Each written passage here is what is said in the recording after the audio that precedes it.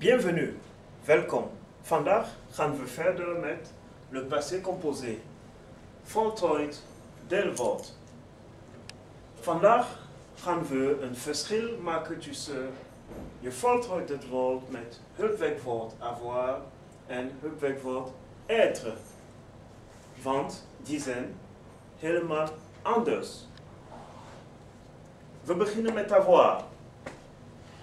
Je krijgt een werkwoord. Als je met je hulpwerkwoord avoir een voltooid moet maken, ik begin met een voorbeeld. Bijvoorbeeld, prendre, nemen. Begin je in het Nederlands, ik praat voor mezelf, dan zeg je, ik heb genomen. Ik heb genomen, zeg je, ik heb, j'ai. En genomen heb je als het goed is uit je hoofd geleerd, dan wordt pris. Als je de passé composé maakt met een hulpwerkwoord avoir, dan verandert dit niet meer. Je voltooid deelwoord blijft hetzelfde. Dus je hebt pris, pris, pris, pris, pris, pris, pris. Geen probleem, je bent klaar. Hulpwerkwoord avoir, voltooid deelwoord, hetzelfde bij alle personen. Klaar. Nu gaan we verder naar je voltooid deelwoord met je hulpwerkwoord être. Ja, hier is het heel anders.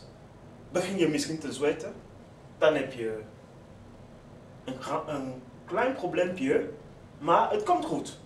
We zullen zien hoe makkelijk het is. Je krijgt een werkwoord, ik begin met 2 voorbeelden. Aller, gaan. Hebben we geleerd. Dit is een werkwoord op er. Aller, die ge. Is even de e met een streepje.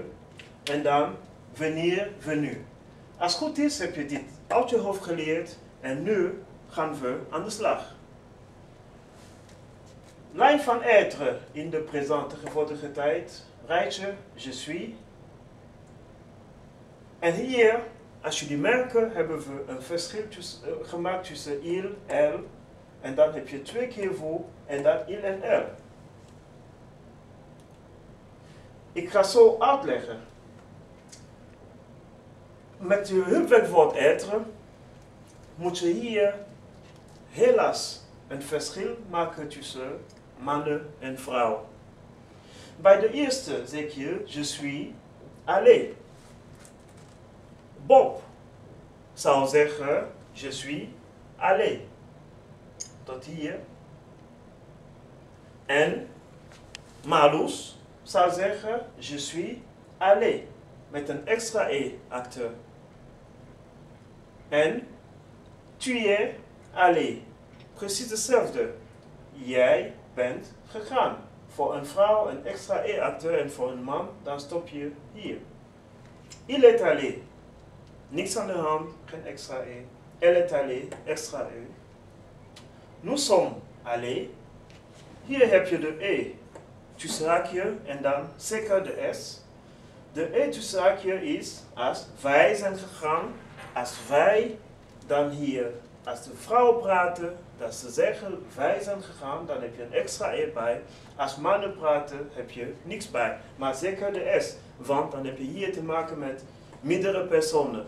Dus je maakt ook hier een verschil tussen enkele en meervoud.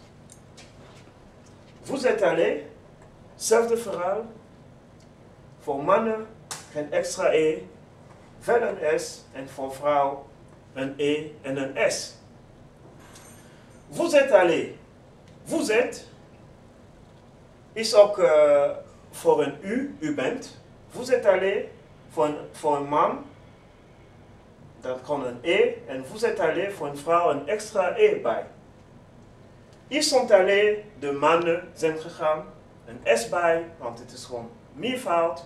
Elles sont allées, de vrouwen zijn gegaan. Zij zijn gegaan. Wordt een extra e en een s bij gedaan. Ik heb een ander voorbeeld met werkwoorden venir. We hebben net gezien, de voltooid deelwoord van venir is venu. En dan hebben we precies hetzelfde. Een eetje bij een vrouw niks bij een man enzovoort. Bij meervoud heb je een S bij een E, ook ES bij de vrouw enzovoort.